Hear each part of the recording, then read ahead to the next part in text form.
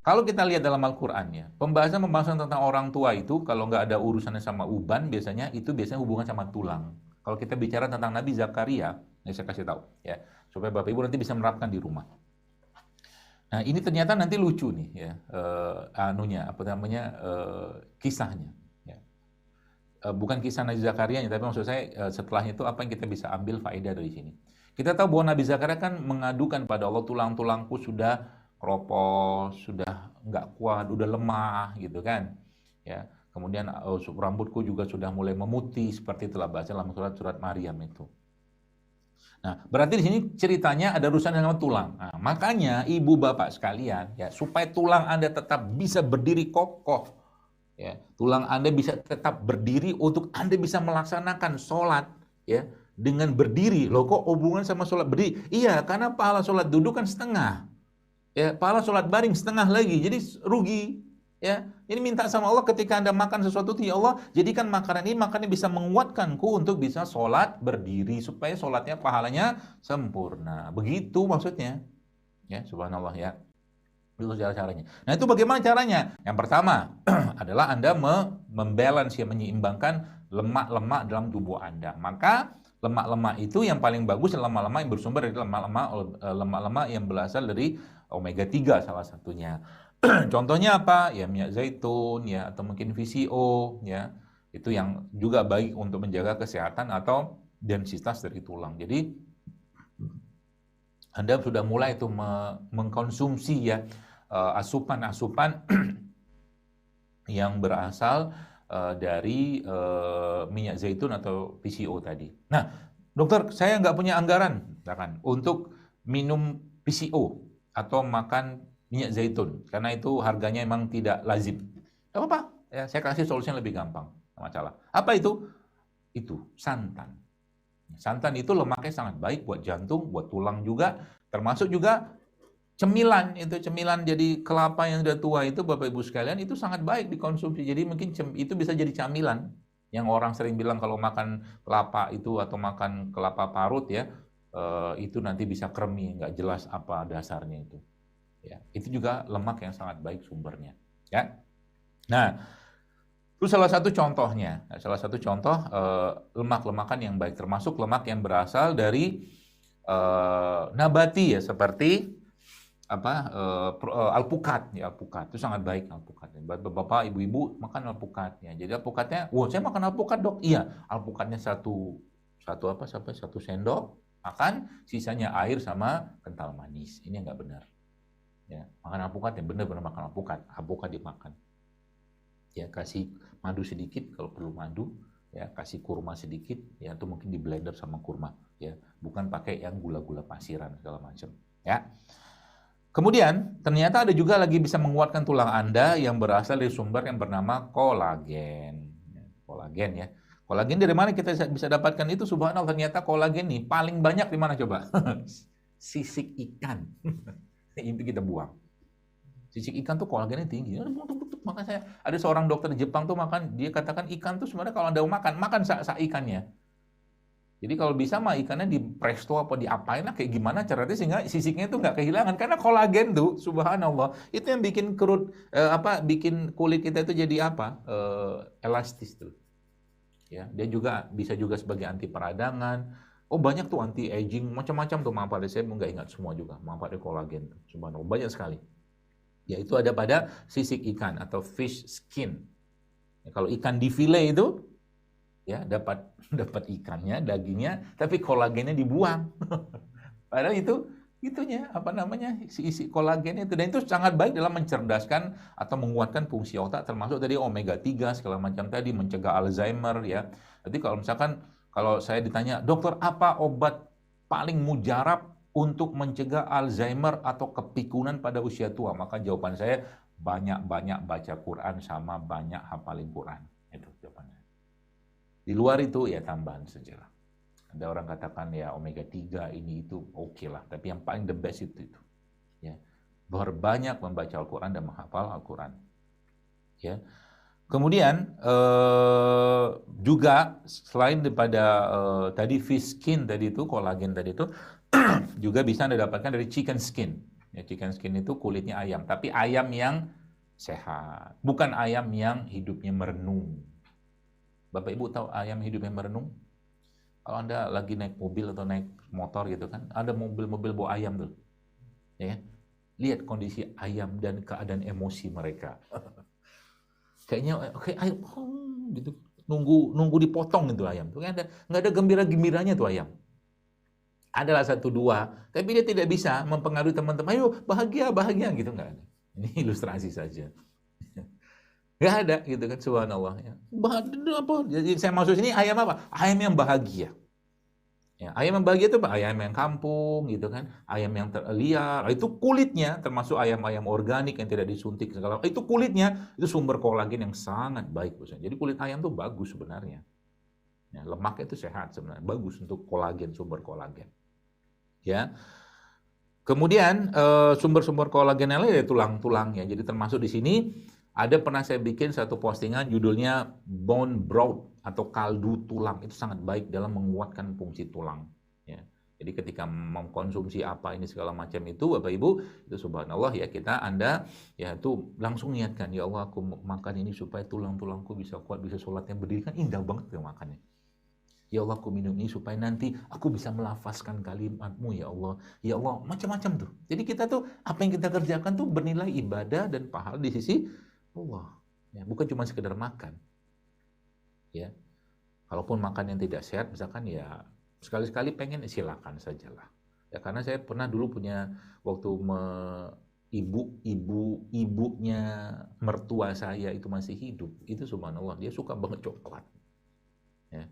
Tapi coklat yang ada sekarang ini kan sebenarnya nggak bagus yang ada di pasaran, karena kan gula banyak kan. Tapi kalau memang makan coklat, ya makan coklat. Maka sekarang banyak tuh coklat-coklat sehat, healthy coklat segala macam. Kalau pengen makan aja, karena memang coklat itu sumber kebahagiaan. Karena memang dia bisa atau dia berisi senyawa yang bisa mengaktifkan dopamin atau hormon kebahagiaan dalam diri kita. Makan coklat, gitu ya, nggak masalah. Ya, boleh-boleh saja gitu kan, tapi jangan tiap hari. Makanya kalau coklat-coklat biasa itu ada beberapa saya menemukan gitu kan, diberikan karena gulanya sebenarnya diberikan pada anak-anak berkebutuhan khusus gitu, maaf ya, itu kadang-kadang jadi hiperaktif ya, gara-gara gula pasirnya sebenarnya. Atau mungkin kalau coklat sendiri memang harus berhati-hati. Jadi maksudnya apa? Ya makanan-makanan kayak begitu kalau pengen silakan. Tapi kita mulai mengatur makanan-makanan yang bisa menguatkan atau mungkin menjadikan tubuh kita tuh kuat, ya seperti itu. Nah, kemudian bone broth tadi nanti bisa dibaca tuh, mungkin Bapak Ibu kalau punya anak bisa di browsing nanti cara bikin bone broth tuh gampang kok sebenarnya, cuma pakai bumbu-bumbu sederhana, bawang merah, bawang putih, ya kemudian ada kaldu-kaldu apa, tulang-tulang apa gitu, atau mungkin daging apa, nanti dibikin kaldu. Sekarang banyak yang jual juga yang belajar. Itu sangat baik dalam sumber kolagen, ya sangat baik. Ya. Kemudian yang berikutnya, ini salah satu makanan-makanan disebutkan Allah dalam Al-Quran, yaitu buah-buahan. Beberapa jenis berry ya, berry maksudnya bunga penyakit, tapi buah ya, yang belakangnya berry, strawberry, blueberry, elderberry, darkberry, atau terutama yang dark itu sangat baik. Darkberry, ya, yang dia warnanya gelap. Ya, itu yang ke berapa tuh? Ketiga sekian lah. Kemudian selanjutnya yang Anda mulai perbanyak konsumsi ya tiap hari itu makanan-makanan yang berjenis probiotik atau mungkin prebiotik, bisa dua itu. Jadi probiotik itu yang mengandung bakteri sehat ya. Kayak tempe itu kan bagus tuh, kalau di Sumatera Barat namanya dadih gitu kan, atau mungkin tempoyak itu juga ternyata mengandung bakteri yang bagus, tempoyak. Ya, itu di Sumatera Selatan dan Jambi sekitarnya. Kemudian ada juga kayak ya asinan-asinan yang difermentasikan secara alami itu biasa mengandung bakteri, ya termasuk juga prebiotik juga sebagai makanannya. Prebiotik itu banyak ya jenisnya. Dan salah satu yang terbaik itu adalah dari itu ubi jalar, itu salah satu sumber prebiotik yang sangat baik. Jadi ubi jalar itu sehat sekali sebenarnya. Ya, kalau Anda makan itu sama makanan prebiotik itu masya Allah efeknya luar biasa.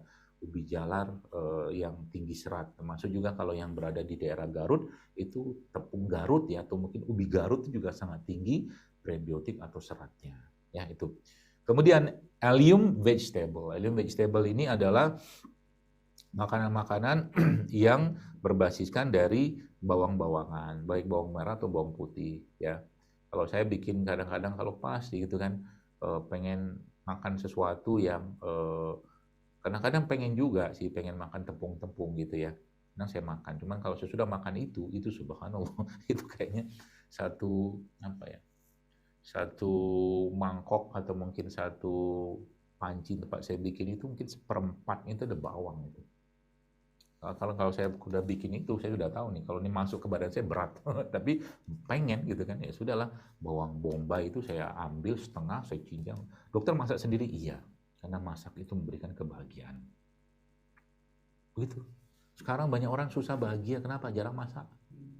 Makan di luar, segala macam. Aduh, saya katakan. Boleh sih, silahkan kuliah-kuliah, tapi Anda ingat bahwa sebenarnya kebersamaan dan nasihat itu bisa diberikan saat kita makan bersama. Maka dalam Islam itu disunahkan makan bersama. Ada hadisnya tentang itu. Nabi mengajarkan. Kok ya ada sahabat mengeluh, ya Rasul, kok kalau saya makan itu nggak kenyang-kenyang? Kata Nabi, makanlah berjamaah, kata Nabi. Karena ada keberkahan di situ. Tadi allium vegetable, sayuran-sayuran yang berbasiskan pada bawang merah, bawang putih, bawang bombay, bawang apa lagi, macam-macam lah. Sekarang banyak tuh bawang ungu juga ada ya. Itu salah satu yang sangat baik dalam menjaga imunitas dan kekuatan tubuh kita. Ya. Kemudian yang ini yang biasanya kita sering saya sebut yaitu herbs and spices. Herbal dan rempah. Bahasa saya rempah rimpang, bahasa gampang itu. Herbs ya. Ya, itu salah satu yang sangat Anda mulai konsumsi. Kalau Anda tidak ada penyakit, konsumsi saja apa tuh namanya apa istilahnya tuh? Berubah-berubah. Misalkan hari ini minum jahe pandan, besok kencur, besok apa, dikit-dikit aja. Itu sangat baik. Ya. Jangan takut, ya sepanjang tidak berlebihan. Kalau Anda tidak makan kunyit 1 kilo, jahe 1 kilo aman, tenang aja. Karena dikit-dikit kita kan udah ketakutan gitu kan.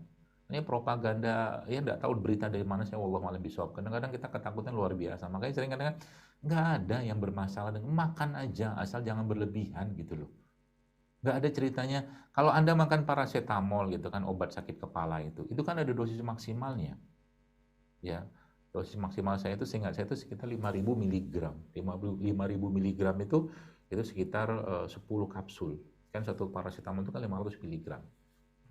Herbal itu kecil sekali Bu, Pak. 0,0 sekian. Untuk mencapai titik ke dosis maksimal itu panjang banget gitu loh. Ini harus Anda pahami gitu loh. Jadi kan belum pernah kita dengar ada orang keracunan makan kunyit, keracunan jahe, keracunan kencur, kan nggak ada. Karena emang rentang dosis mereka tuh panjang gitu loh. Jadi nggak usah ketakutan.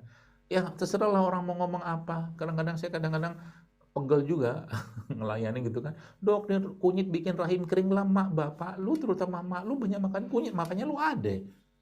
Kan gara-gara itu salah satunya asbabnya rahim itu bisa subur, bukan malah kering. Nggak tahu saya berita dari mana itu. Memang ada orang beberapa yang nggak cocok, oke lain cerita. Tapi bukan itu poinnya. Kadang-kadang kita tuh mendiskreditkan produk-produk ciptaan Allah dan justru malah produk buatan pabrik yang manusia dan sintetik itu luar biasa kita angkat-angkat. Bukan kita nggak butuh sintetik, kadang-kadang kita butuh. Ya.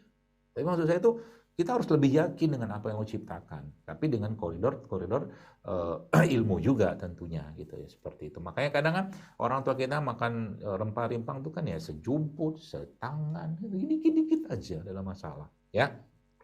Nah, yang terakhir adalah saya nggak tahu yang keberapa ini adalah semua produk perlebahan itu bagus untuk Anda konsumsi ya.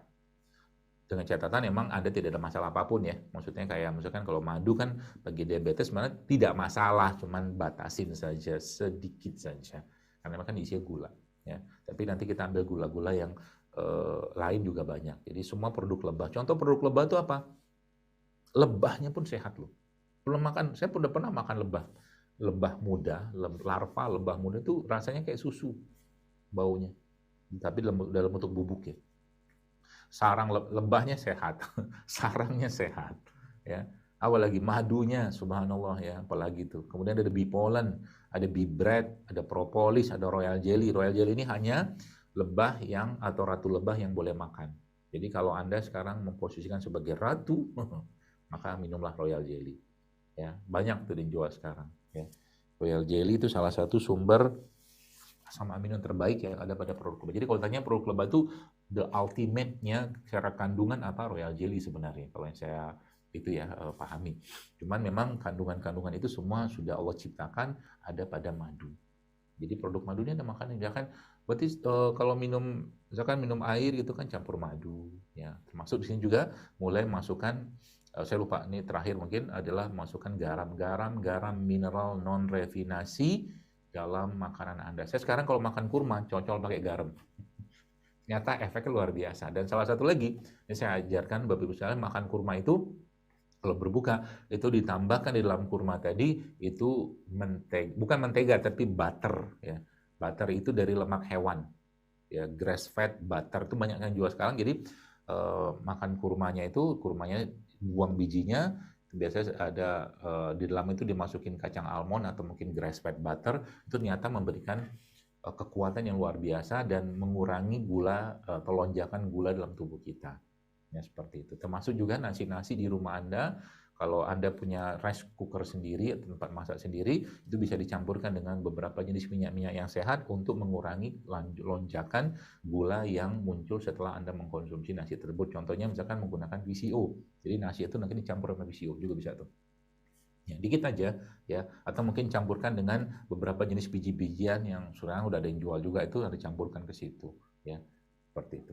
Saya kira mungkin itu Pak Haiban.